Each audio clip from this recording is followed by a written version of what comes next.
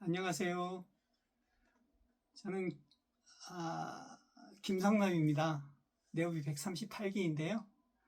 오늘은 이제 매수인의 잔금 이행 지체로 계약에 인한 계약을 해지하는 경우가 발생을 할 수가 있을 것 같은데요.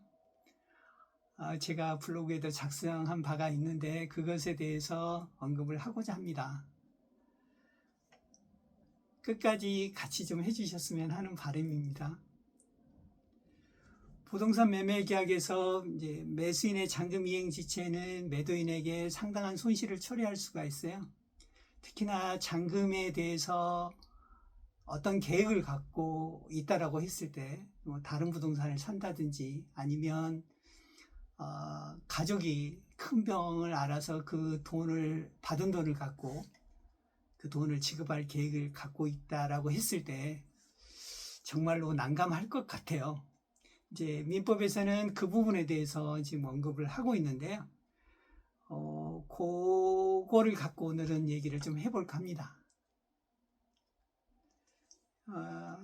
계약에 대한 예를 들면 이제 매도인 갑이 매매 계약을 체결하면서 2억 원을 갖고 매매 계약을 체결을 가정을 해볼게요.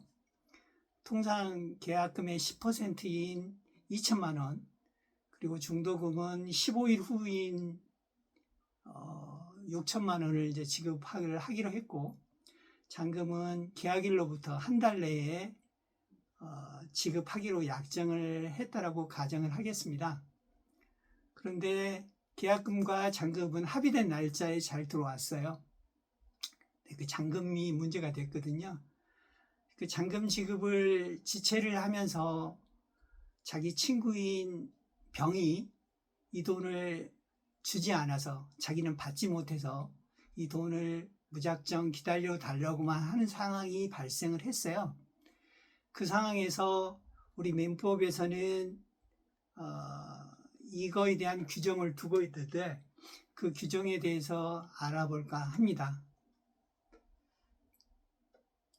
그 민법에서는 그 계약을 이행하지 못하면 위약금으로서 몰수당하고, 매도인 갑이 계약을 위약하면 배액을 상환한다는 특약이 일반적으로 이렇게 계약서에 보면 작성이 되어 있다라는 전제를 깔겠습니다. 상기에서 이제 언급했을 때 어떤 경제적 상황이나 다른 개인적인 사유로 잔금 지급을 미루는 경우는 많이 있을 것 같아요. 이런 경우에 민법에서는 매매 계약을 해제를 할 수가 있는데요. 계약을 해제하는 경우에도 상당한 시간을 두고 채무를 이행할 것을 촉구를 해야 돼요. 그거를 채고라고 하고 있고요. 그 기간 내에 이행하지 않으면 계약을 해제할 수가 있어요. 최고의 방법으로는 우리가 통상 많이 알고 있는 우체국을 이용한 내용 증명의 방법이 있을 수가 있는데요. 우체국을 이용할 때 그 내용에 적는 거에는 돈을 지급하지 않았던 거에 대한 내용하고 언제까지 돈을 지급해라라는 그런 정도의 것이 있으면 될 것 같아요. 또 특약상에 특별한 사정이 있어서 잔금 등을 지급하지 못했을 때는 이 매매 계약을 해제할 수 있다라는 특약이 있으면 지급기한 도래 및 매제의 해제 통지만으로 해제할 수 있다는 것이 이제 판례의 태도이기도 해요. 오늘은 잔금 지급, 매수인의 잔금 지급 지체에 따른 계약의 해제에 대해서 지금 보고 있는데요. 이 경우에 민법은 원상회복하고 손해배상의 문제를 기록하고 있어요.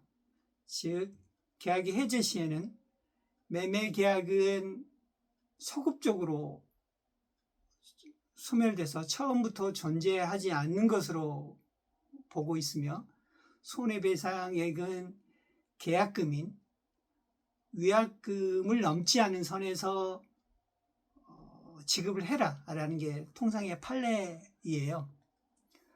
판례에 의하면 계약 해제 후 매도인이 청구할 수 있는 손해배상액의 범위는 미지급한 잔금으로 인한 손실, 또 다른 손실이 그 계약금인 한도액을 초과하더라도 그 계약금인 위약금 내에서만 받으라는 게 판례의 태도이기도 해요. 이 사례에서 본 바와 같이 매수인의 고의적인 잔금 지급 지체로 인해서 계약 해제는 매도인의 권리로 인정되지만 손해배상액의 청구는 아까 언급한 것 같이 약정한 위약금의 한도를 넘지 않는 선에서 이루어져야만 한다는 것이 판례의 입장이고 법원의 입장입니다. 이는 법적인 안정성과 매도인의 권리 보호를 동시에 고려한 태도라고 볼 수가 있겠는데요. 따라서 우리는 부동산의 매매 계약을 체결할 때 특약 사항까지 잘 참고하여 꼼꼼하게 작성할 필요가 있겠고, 특히 계약의 잔금 지체로 인한 미지급의 발생 시에는 미래에 발생 가능한 손실을 최소화하기 위해서 적정한 이행 최고와 해지 의사를 명확히 전달해야 할 것 같아요. 오늘은 부동산의 매매 계약에 있어서 매수인의 잔금 이행 지체로 인한 계약의 해지와 손해배상의 범위에 대해서 알아봤는데요. 다음번에는 더 좋은 내용으로 찾아뵐 것을 약속드립니다.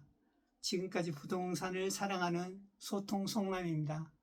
감사합니다.